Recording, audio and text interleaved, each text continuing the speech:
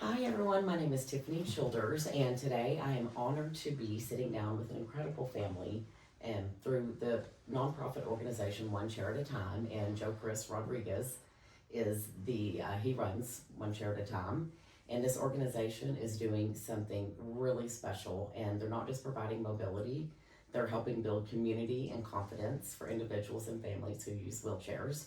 And tonight I have the privilege of hearing Kendra Murray's story, along with her parents, Rick and Kelly Murray.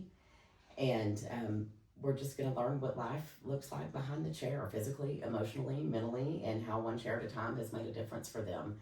Thank you both so much for being here.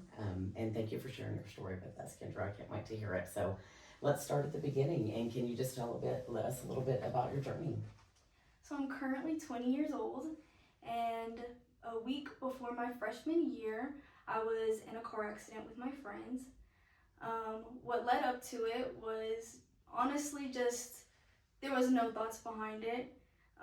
My friend Camry, she was my childhood friend since pre-K. She had invited me to stay the night at her house, and the next day we were supposed to go to the lake. And we had invited another friend as well. And she lived in Headley, Texas, about an hour away, and it took a lot of convincing, but I finally convinced my parents to say yes because it was Camry.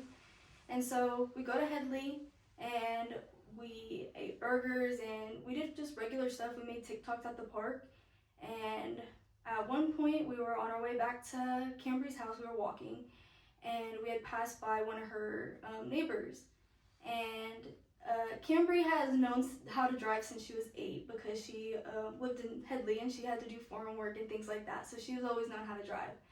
And this guy, he was like a neighborhood friend, I guess you'd say. He just knew everybody in the neighborhood. He offered us his car, and he said if we wanted to take his truck, we could. And there was not a single thought behind it. We were just kids, and we were just like, okay, yeah, might as well. And so we said yes. We took the truck, we went down to the park, and we just sat there and we listened to music and we just messed around, and we just had this idea like, let's go back to Amarillo, let's just go see our friends or whatever. And so we made that decision. We came all the way to Amarillo. It was very, very late, probably like 1 a.m. or so. And Camry's mom realized that we were gone, and she knew that we had taken the car. And she told us to come back. Now me and the other girl were freaking out. But Camry, she was completely calm. She was like, it's okay. So we're on our way back. We were very, very close to Headley when we were on our way back. That night it was very rainy and pouring, and I had no jacket on, and I was in shorts, and I was in the front seat, and I was very cold. So I asked the girl in the back seat if we could switch seats because the window in the front was broken, so it couldn't roll up. So I thought it'd be warmer. So we switched spots like last minute. I curled up, I put my knees under my shirt, and I leaned up against the window like this. And next thing I know, I woke up to the other girl screaming Camry, and the car was flipping. And all I remember is when we landed, I'm pretty sure I passed out at some point. We landed, and it was definitely, it was a surprise, but since I was asleep, it felt like it wasn't really real. And the car was flipped upside down, and I was still buckled up, so I was just dangling upside down, and we got stuck in a median, and from the road, you couldn't see where the car was. And driving past, there was nobody. There was barely anybody driving past. And so my other friend had crawled out of the car, and she was talking to me, and she was freaking out. And she ran up to the street, and she was jumping around trying to get help, but nobody would stop because they couldn't see the car. This is 1 in the morning. Yeah, they think it's probably just a random person on the side of the road. They don't see the car, they don't see nothing. Wow. And so she runs over to the street, and she comes back to me a whole bunch of times, just trying to get help, trying to make sure that I was okay. And at this point, we realized that Camry wasn't speaking, but we had just thought she was like passed out. And I told Elisa, I was just like, hey, can you please unbuckle me, like, so I can crawl out of the car? I can't get out of the car. So she gets into the car, and she puts her hand next to me, and she's feeling around because she can't see nothing, and she can't feel anything. And finally, she like hits me on the side, and I'm like, ooh, and this sharp pain just zoomed up my back, and I was like, stop, just stop. So she stops, And as she's getting back out of the car, she realizes that Cambry isn't in the car anymore. And so she's like, Cambry's not in the car. And at that exact moment, my hands were feeling on the roof and I found my phone. And so I unlocked my phone and I handed it to her and I said, call for help. So she gets out of the car and she says she's gonna go look for Cambry. So she took my phone and she went to go see where Cambry was. And she had seen her laying next to a tree. So she just she had dropped my phone, like out of fear, and she ran back over to me. And all she says is, Cambry's dead, Cambry's dead. And I was like, don't say that, don't say that, don't say that. And I was like, where's my phone? She's like, your phone. She didn't know where my phone was. So we were again on this moment where we didn't know what to do, and she was running back up to the street trying to get help, and nobody was coming, we couldn't find a phone. And one of the random times, luckily, Lisa was on her way back to me, and her phone just lit up in the grass, just randomly. And so she grabs her phone and she runs to me and she's like, I found my phone, and she calls for help. And it took forever for the ambulance to get there. Whenever they did get there, I was still, of course, stuck in the car. They had to use the jaws of life to get me out. They had to cut the door open. And yeah, I got life flighted to Northwest Texas Hospital because we were too far for the ambulance to take me, and I was considered life-threatening.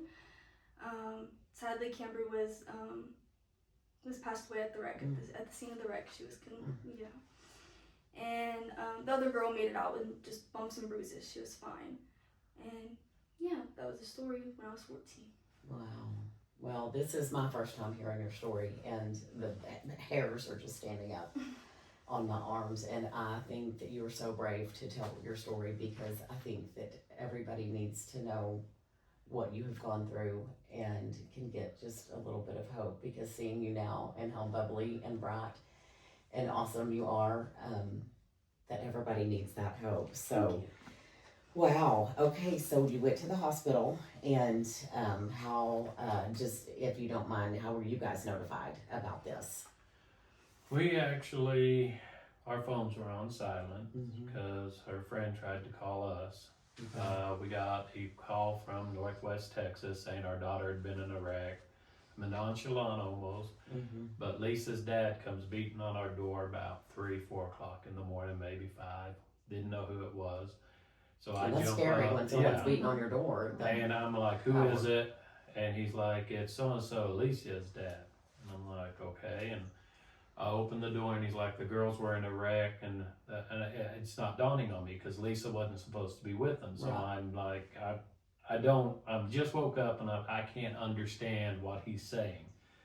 And he's like, Cambry's dead. Kendra's in the hospital. She's hurt bad. And they're at Northwest Texas. And then, you start to, I think she heard, and we're trying to get dressed, go up there. And I mean, it's just, I left with one contact in, one contact out. Yeah. We flew over there. Wow. And we were just talking about this, and my wife would tell you they were waiting for us when we got there. Yeah, so he had a message on his phone to call Northwest Texas Hospital, so of course that's what he does. And they said, yeah, we've scanned your daughter from head to toe, so we'll just visit with you when you get here. And so, very casual, so we hung up. We live close to the hospital, so we were there in minutes. Right when we walked in, I knew it was bad because there was 4 nurses standing there with the doors already open to escort us back. So I knew in that moment that it was bad because they haven't said a single word or anything. So And then, they of were course, waiting for you to get there. then that's when they start talking us through it. Wow. And when we first got back to the room, Kendra was in a lot of pain and she was crying. But you were awake. She was awake. Do you remember any of that? I remember very little interactions right after. Yeah. And she was very scared and hurting. And I would lean over and talk to her, and her hair smelled like gasoline. So every time I leaned over to talk to her, it was just overwhelming. And at one point, she finally told me, she said, Mom, you have to quit crying. So in that moment, I had to regroup and so that I could talk to her and not be so upset because it was making it hard on her. So She had major injuries. She had a hole in her foot that she couldn't feel. They were literally working on it while we're in there, like got tools in there and that. She can't feel it. They're describing all the injuries, telling us what they need to do. And, you know, she had probably been there for a while. We never had a police officer come to our door. Nobody ever, if Lisa's dad hadn't come there, we wouldn't have known for hours after that. And she was sitting there and they couldn't do anything because she was a minor. Right, and you guys weren't there. Yeah. And she didn't have her phone and all that, so. Wow. And it was the start of what we call our new normal. You have to find a new baseline. Yep. You do. And we were at Northwest Texas for about a week, 10 days. 10 days. I was Then in ICU for most of it. Then they flew to Houston and I drove. We went to Tier Memorial, one of the top rehabilitation hospitals in the nation. So where was that? Tier Memorial in Houston. In Houston, okay. They're like number 3 in the nation. Wow. We couldn't get her to Colorado because of her age. Wow. And we spent 5 weeks in Houston, learning how to dress herself. And So when was the transfer. first time that you learned that the extent of her injuries?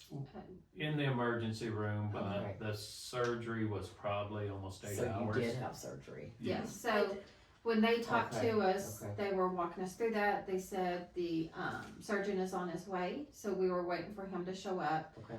It wasn't very long after we were there that he showed up, and he looked like a kid, you know, and you had to hand your daughter over, and he's like, I'm going to take care of her. Yeah.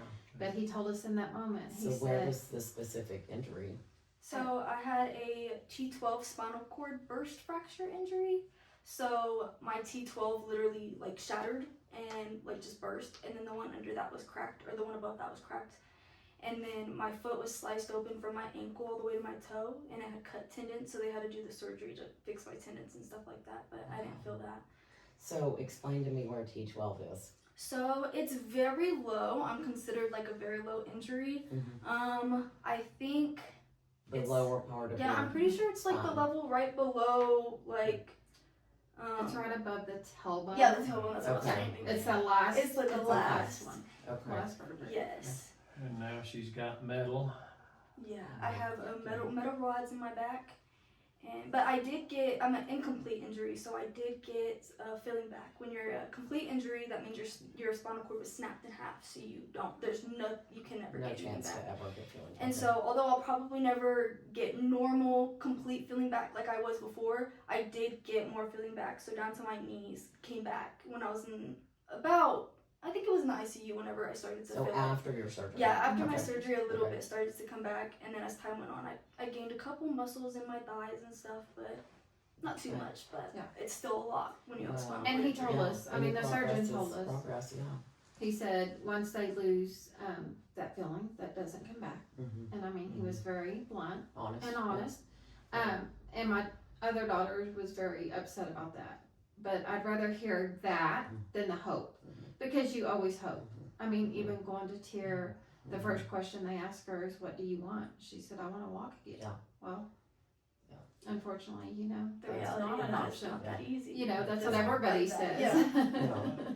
Well, You and know, I think there's advances though. I mean, you get into a Facebook groups about spinal cord injuries and that, and there are advances every year. Every day they're coming up with new things. So there's always hope, Yeah. but Yeah. you have to live your life now, and Yeah.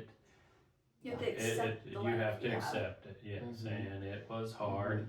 The first year and a half. I think the hardest part was you're trying so hard to be supportive and everything. Nobody grieved. Yeah. Yeah. Oh, you're doing so good. We're so proud of you. But she needed time to grieve. I mean, you know, we didn't want to see her grieving because you got to move on, and she didn't want to see us grieving because she felt bad, and she apologized so many times. I remember one time she asked me if I regretted adopting her because of it. Wow. And I'm like, never. You know, Never. you're my daughter. I didn't even want to tell her she was adopted. I fought it Yeah. because she's my daughter. Yeah. 5 weeks old when she Yeah. came into our home. So, Wow. Wow. And I think that's the thing about grief, and the thing why nobody wants to talk about it is because people want to fix people. Mhm. We are not capable of accepting things as they are because we want to fix people. I'm sure they wanted to fix you. You wanted to fix them. You wanted to make all the hurt go away. Mm-hmm. And you wanted to make her hurt go away. And that's the thing about grieving. We can't ever get down and dig down deep and actually start to heal. Mhm. And once you are intentional about healing, man, the places you can go. And as a mom, you know, you want to protect. You Oh, don't want her to absolutely. hurt. You don't want her to be Not for different. 1 minute. You don't want her, you know, I told her a million times I'd trade places with her in a day, but life doesn't work that way. I know. So, She's been strong throughout all of it. You really learn. I mean, when you're able-bodied, you don't think about getting out to the mall. And she wanted to go to Galleria before we left Houston Mall, or Houston, and we went to the mall. We parked in the garage and we were going across the street, and my first thought is to walk up the steps. She can't. Yeah. When we get inside the mall, people are so rude, you know, elevators and stuff, but Well, escalators Yes. and elevators. you have to find an elevator. You have to go to certain parts of the deal. So you start to think differently. Everything we took for granted, she couldn't anymore. And then, like, I got mad. She loved Hot Topic. You don't realize, and people don't understand, they want to sell as much as possible. She can't go into a store like that and move around freely. Everything's so jammed together. Racks. And just as jammed a so parent, close you want to together, do you can't, something about it, but you can't. Yeah. You know, you can shake your fist and yell.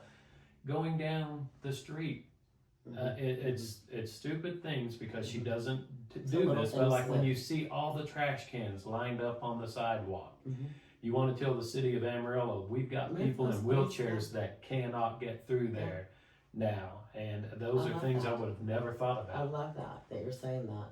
You know, To bring, Well- acknowledgement to. and let me The tell you my struggles. favorite story, and this is recent. Our next door neighbor redid his concrete driveway. So part of the new, what is it called? Your you state, get your laws city. basically for Yeah. when you build it, you have certain restrictions you gotta that you make. have to. So then you yeah. have to add on that square for a wheelchair to access the sidewalk and up into your driveway. So that's a part of the new city That ordinance. is incredible. He has Wow. 2 big planters right in the middle of it. So I cannot And his go next by. door neighbor is in a wheelchair. And they know that. Sometimes so, you just don't even I think. told my Oh my wife when we redo ours and they do it, I'm gonna paint that handicap sign on either side of them so people know what they're for. Absolutely. But you really do. It's these small things like when she finally went back to school. Yeah. You go into a handicap spot, or you try, because you've got to get out, get her wheelchair, put it together, and by this time she was still transferring. And you're trying to find a spot, and you've got people that have the placards, but they're there for their able-bodied grandkids, kids, taking up every spot or blocking you in, and it's those little things that as a parent. And then when it's snowing and raining, Yeah. it makes Oh, it harder yeah. for me because then my Oh. dad has to just like park in a random place in the middle of the street just so I can get in. Oh, And wow. and that was our learning curve. Learn as you go. Yeah. You and Dad. So, Kendra, I want to ask you a few questions. What's something that people don't realize that you have to do to get through a normal day? Okay. I feel like there's so many things, but I feel like the biggest thing that people don't realize is like bathroom situations. Like a lot of my friends, they're like, wow, I didn't even realize like how many stalls say that they're accessible or bathrooms say they're accessible. And they're absolutely not. Like I can't even get my chair, I can't even close the door. It's a door that opens inwards. I can come in, but how am I gonna close the door? How do you shut it? Yeah, and like these are public places. I've been Yeah, to wow. a church before that was like that. I've been to multiple big businesses that were like that. And it's like, wow, I can't even just come in here and use the bathroom. And we've gone to big places like Los Angeles, and we've still run into like just accessibility issues. and it just sucks whenever you just need to use the bathroom. It's something as basic as just going to the bathroom, and I can't just go to the bathroom whenever And I that's want. something that I would have never even thought about, which way the door swings and how it opens. Yeah. And most people go to the handicap bathroom or stall because it's bigger. And it's more comfortable, and most people don't realize why they're bigger and like that. And so you don't think about those things until too, because I sure as heck didn't think about any stall that I walked into before, and so now it's like wow, and there's only one stall, so you just gotta wait. Just about your body, have you seen changes in like your energy level? Do you still have pain anywhere? Tell me about physically what your body is going through and what it went through. I mean, what has it been, 6 years? Yes, it's been 6 years. Okay. I think that, so physically, I do get tired so much easier with just basic activities. Sweeping my room, things like that, oh my gosh, I'm sweating, I'm so hot, so fast. So things like that has definitely, affected me. And then also, like, when it comes to pain, I feel like at first I never had too much pains. But as like time has gone on, I feel like my back kind of just like always hurts. That's but it kind of becomes like a pain. How is your back? Yeah. Because you do have the rods in it. So it's like it kind of becomes like a pain that is just like you live it every day, so that's your normal. Right. And so some days I feel like my family can tell when I'm like physically in pain, and that's when you know it's bad if you can physically tell, because every day I'm kind of in pain. So that means I just like deal with it good. But sometimes it hurts so bad, like muscle spasms, like it literally feels like I'm being stabbed in the knee sometimes, and it hurts so bad. So yeah, I definitely do have pains, but it's not as near as bad as a lot of the other spinal cord injuries that I've met, because I'm not in any medication. I just take regular ibuprofen or any pain medication. Right. So definitely So not as bad. how is your foot? Like the tendons and everything that they had to did they surgically put all that back together? Or I'm pretty sure they surgically fixed all of it, but I never felt any of it, and then I also don't. Did you have any? Yeah, I don't have any feeling in my feet at all. So like from my knees down, it gets fainter and fainter. So like my toes, I can completely not feel. But the higher up you go, the more I can feel. So like my thighs are normal, and then lower and lower, it just gets fainter and fainter. So I can't feel my foot. So I guess I'll never really know if the surgery ever worked good, because I can't like wiggle my toes anyways. But yeah, they did do all the fixing, but I don't ever have any pains from my foot. Wow, I'm amazed at you and your strength. Okay, so we're going to get into a tough subject, and this is one that is so near and dear to my heart, but it's going to be about mental health. How has a wheelchair affected the way that you see your confidence? Tell me what a tough day looks like for you, and tell me what you do to get through your tough days and take care of your mental health. Okay. I feel like, I don't feel like I have as much bad days as I used to. It felt like every day used to be a bad day. Now, me and my parents call it like my off days. And it's like sometimes I'll just wake up and it feels like there's just like a cloud following me over my head. Like it's just like, oh, this day just feels like, oh, it's like every little thing that like I'm used to, like sweeping like my floor. Yeah, it's harder now, but I'm used to that because I've been in my chair so long. For some reason, I sweeped my room today and it made me so mad that I struggled so much. But I should be used to it. But for some reason, those little things start to irk me, and I start to realize, like, oh, if I could just stand up, if I could just walk and do this, it'd be so much easier. And so I feel like my mental health has definitely gotten better throughout time. And the way that I deal with it now is just really just, honestly, just getting over it. I have to remember, like, you did this yesterday, you did this the day before, and you're fine. Like, you're doing fine, you're doing great. Some days are just going to be harder. And multiple times I've reached out to Joe, and he's great whenever it comes to just needing to speak to somebody, and he's always just like, hey, we all have those days, dude. And before, pump you up a little bit. And before, whenever I was like first injured, my mental health was really bad. My parents knew they knew some of it, but I hid so much of it, just because I guess that's just who I am. It's just I didn't everybody see me as this strong, confident like kid, because I went through so much. But I didn't feel like I had a choice. I didn't have a choice. I went through what I did because I had to. And I just always put on a face. I always pretended like I was completely fine to no matter who I talked to. I just pretended like everything was great. And it got to a point that I felt like I was trapped. I mean, I hated myself. I hated my life. I hated everything about me. And there was a point where I had to tell my parents to take me to the pavilion because I was very worried about my mental health. And of course they took that very seriously.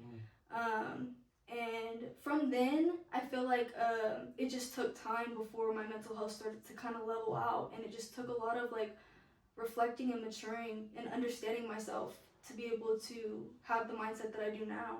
I love that. Reflecting and maturing and taking care of yourself. I love that. And Mom, I'm so big about you have to reach out before you shut down, because none of us have a crystal ball. You don't have a crystal ball to know how she feels, because she's trying to be strong. She was good at hiding And it. none of us have a crystal ball to know how anybody is emotionally feeling inside. So you have to reach out before you shut down. And that, wow, that makes we me could happy. sense things were wrong. I mean, you could see it. She wouldn't talk Just about it. probably You, feel it. I'm you really could big on feel, energy you know, too. Yeah. as a parent, you Yeah. knew things were off, but Yeah. there were signs, in a way, that we were. Yeah. You don't really know how to address everything, but friends that she had from grade school all the way up to there they were all there in the hospital. Couldn't get them out of the room.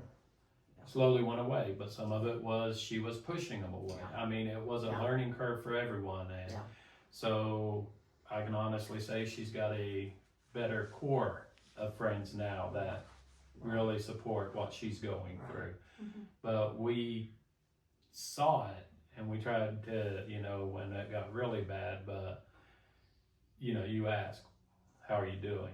Or you could give them a counselor, but she was once she was ready. Yeah. I mean, That's the whole thing. Once you Yeah. were ready, Yeah. and you knew Yeah. that you needed a little something. So I want to go into, how did you meet Joe Chris, and how did you get and find one chair at a time? Okay, I think I was 15 at this point whenever I met Joe, and So your accident, you were 14. yes, and then- like okay. I'm pretty sure it was like about a year or so later. I'm not sure, but I think I was 15, maybe 16 when we met him. Yeah, you definitely were. We were home probably. We got home in September, and it was several months. So I think it was probably after the first of the year. My Of the mom, accident. I guess you did she could tell you how she found Joe. So Yeah. one of the physical therapists at Northwest Texas Hospital mentioned Joe and what he did, and I didn't really take the time to research it or look it out or anything, because we were about to leave for rehab. Yeah. But when I got back home, I was like, I'm gonna reach out to him. I'm just gonna see what he's all about, you know. So I talked to him a little bit, and he wanted to meet Kendra, and so we met at Starbucks. And then he With brought Ever. and he Yeah, it was Ever. He brought Ever with him because Ever was injured when he was a minor. Ever was with him. Okay, I And thought so it was the the girl girl. that won the national championship. She was there at the first time. I can't think of her name now. Oh, we're bad. But Yeah. So we met a lot of So people. we met her. So we met him there and stuff, and we kind of just clicked with Joe from the beginning. They did. We did. And so You did it? I did not. So when we left, she's like, Yeah. I'm not talking to him again. Joe is very honest. I mean, he kind of broke it down and said, this is what you're going to deal with. This is how it is. And it was still hard for her at that age. I mean, she was 15 and she didn't want to hear that. She didn't want to hear. And so, but we enjoyed Joe. So I was like, okay, well, we're still going to be friends with him. So this is just how it's going to be. Yeah. He slowly started inviting us to his things. Yeah. And so my mom would just be like, okay, Joe, invite us to this. So I was like, okay, I'll go.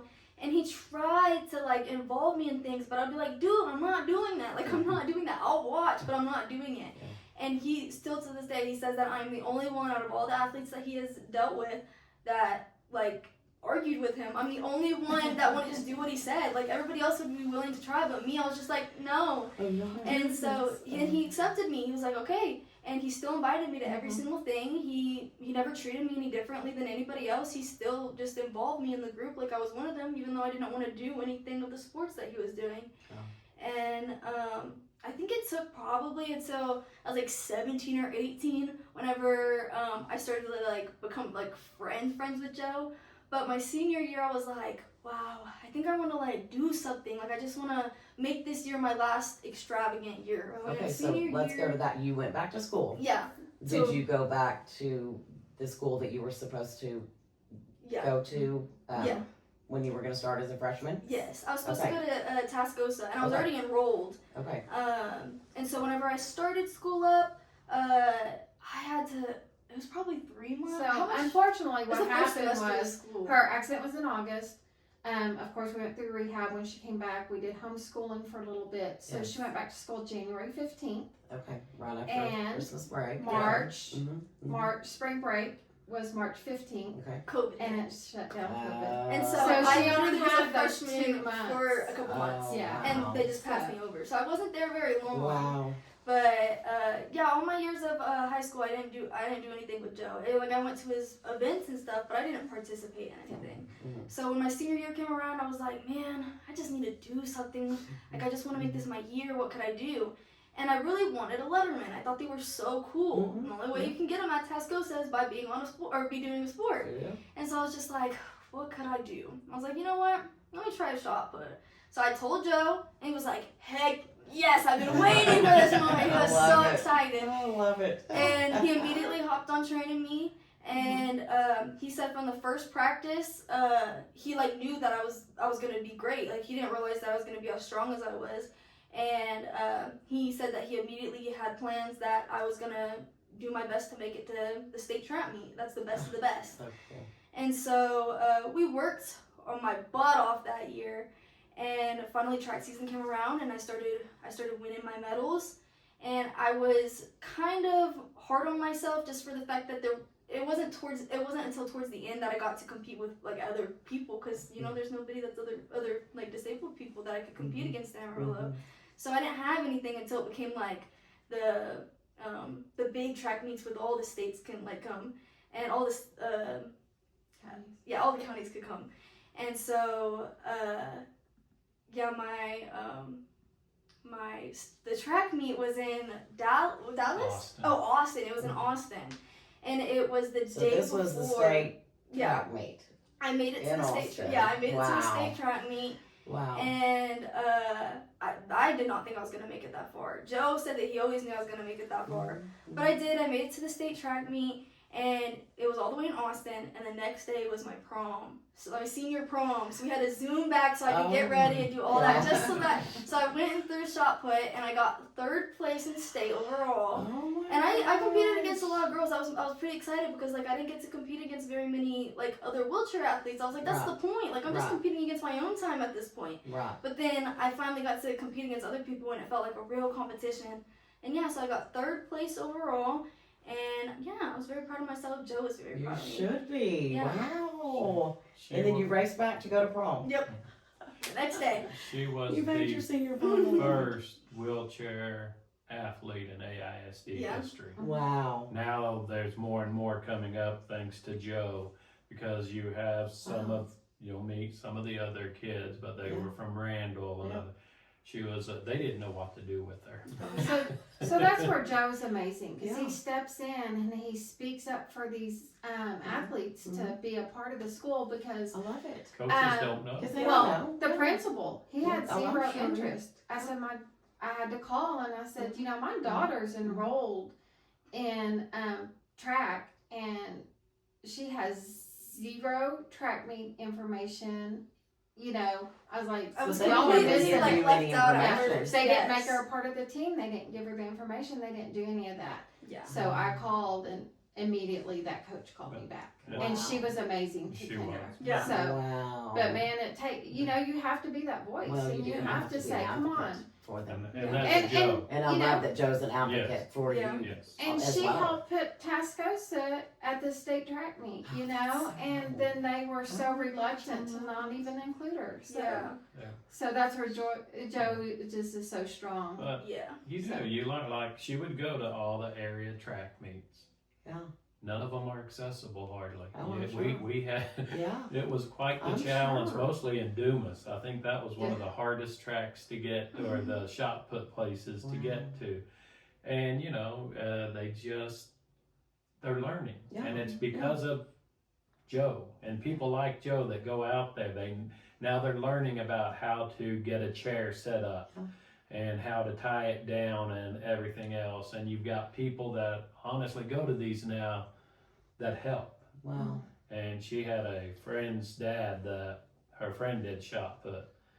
And boy, he is just as proud of her as, I mean, he's like showing her and telling her stuff. And I love that. And I had just met his daughter on the track team. Yeah. Like I didn't even know her from anything else. I just knew her Yeah. on the track team, and her dad was amazing. yeah. Oh my gosh, I love that.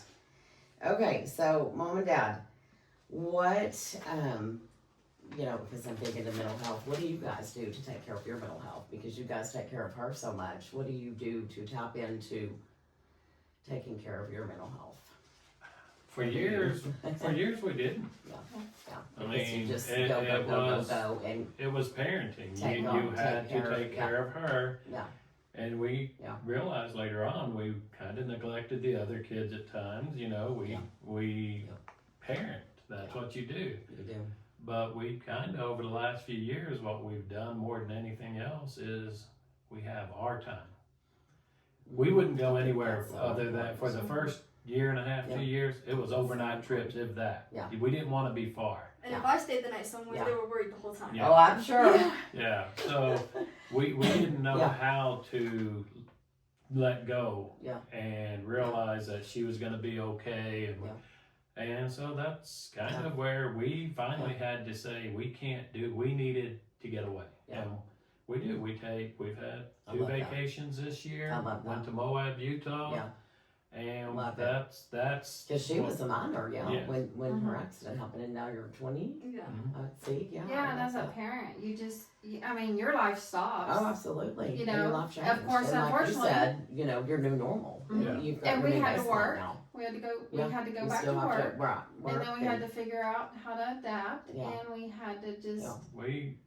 at the time where I worked, protect we and had fix. I had good insurance, and I was able to take off Thank goodness. basically 3 months or so, Yeah. and I got paid for it. Oh, that's So incredible. I was That able is- to get her that is rare. because she was going to therapy in Lubbock Yeah. twice a week. Wow. I guarantee you, we could probably drive to Lubbock blindfolded. Right. Y'all From put here. the miles on. Mhm. Yes, and Learn we, rubber between here and there, I'm sure. you know, we learned to adapt. But again, as a parent, when you start to get with Joe, and you see that I was lucky enough to have good insurance. You see these people that don't, but even with my insurance, they just check boxes off of her. They flat out told me walking is not a medical necessity. All they were gonna do in therapy is make sure she could dress herself, Well, do some exercise. You know, they had Wow. boxes to check off, and wow. you know that was with good insurance.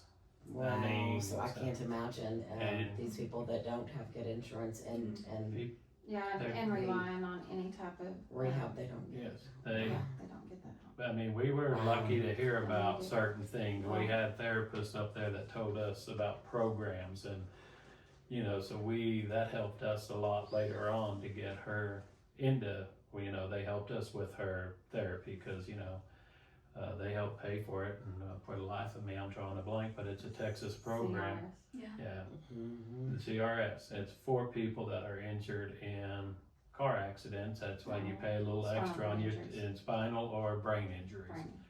And they help Okay. pay for equipment. And that's Texas only. Texas only. Wow.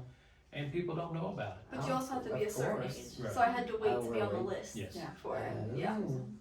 You had to be 16 Yeah, for I it. mean, it's like you don't know these things until you Right. start digging. Mhm. Well, And- yeah. and- Well, and And thankfully, still- you know, the rehab hospital, you know, they're the ones that told us about it and Wow. stuff. So just kind of, you Getting know, the helping, information from them. you know, that's what they're there for, Yeah. is to help you Yeah. and kind of give you that information. And We're and so- grateful, but when you hear stories from Joe, like some of their, what he calls wheelchair Wheelchair homies, homies. leaving the hospital without a wheelchair. Yeah. I mean, you Yeah. literally, you're Yeah. bedridden. Yeah. You can't do anything, and I don't. Breaks your heart. Yeah. Yes. Crazy. And so, thank goodness Joe's out there, doing stuff and getting these people around other wheelchair users and That's incredible. and exercising. Well, So- driving. Oh, sorry. No, And go driving. ahead. Yeah, exactly. Yeah. You have to use hand controls. Exactly. Where it's not like you just go by hand controls And be like, And oh teach yeah, your daughter come on, to let's do teach ourselves. So Yeah, Joe's I mean, like, here, take my track, and Yeah. that's He how taught we me how to taught her drive. to That's drive. so cool. And then whenever I did get my license, after like a year, I got into a wreck and it totaled my car. And Joe let me use his truck for a while until I got a new car. Yeah. He trusted me that much to use his Wow. truck. So it was always he was there. Wow. That was a heck of a phone call to get as a parent. Yeah. But Second car wreck. crying, I'm in a wreck. I gosh. told him where. Oh we my talk about breaking every traffic law in Amarillo to get there. gosh. It Uh-huh. was, but yeah, luckily she was all right. Wow. Everyone was okay, and Thank it was just a goodness. car. Well, if you could describe Joe Chris in one word, tell me what it would be. I can't wait to hear this. That's such a hard one. I Okay, want to maybe say two like words, maybe. I want to say like wild, but in the best way possible because like he's just he has so much like everything. Like he's a funny dude, he's so inspirational, he's serious, like he knows how to be that coach, but he also knows how to be goofy and like he just knows he's just wild. He's just his own person. So I feel like he's just very I'm going to say authentic. I love Joe's that. very authentic. I He's love that. authentically himself. I love that. Okay, so we're gonna wrap this up, but tell me what's your next goal? What's your dream? What are you gonna do? That's a great I question. know.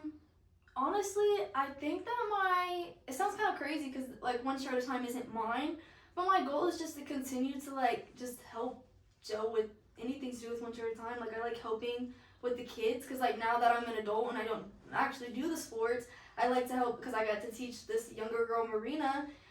She's like 10 and I got to teach her how to throw shot put for her first time and I got to go to an event with her while she got to throw for her first time. So it's like the So things cool. that like Yeah. I just look forward to in the future getting I love to that you experience. are helping others. I love that, and I think that's what this whole video is about: is giving others hope that you can get through this and get past this. And you're an inspiration. Thank you. I think you should be a social media content creator. Thank you. I think because you're really good at all that. Thank And you know all the computer stuff and the phone stuff. So thank you guys so much. Thank Thank you. you. Okay. Sorry. Played sports too. didn't you? My teenage years, and oh my gosh, I feel like I can't do this. Sorry, guys. Like my brain isn't working. Like I don't even know. You're doing great. Okay, I feel like we gotta restart. Can we restart? Yeah, Can we sure. do that? I'm Or sorry. we can just leave it. I feel like everybody would think that I would be like the best at this, and I don't know why I'm struggling. I just like my brain isn't even like functioning. So, do you want to tell us a little bit how your accident happened? So, yeah, so So how old were you? I was 14. Okay. I feel like this is going terribly. Like I. No, it's going. Okay. So. Yeah. Great. You're gonna help so many people by telling I feel your so story. stupid. I'm sorry. I wasn't even feeling like this before. I don't know why this all just happened. Yeah.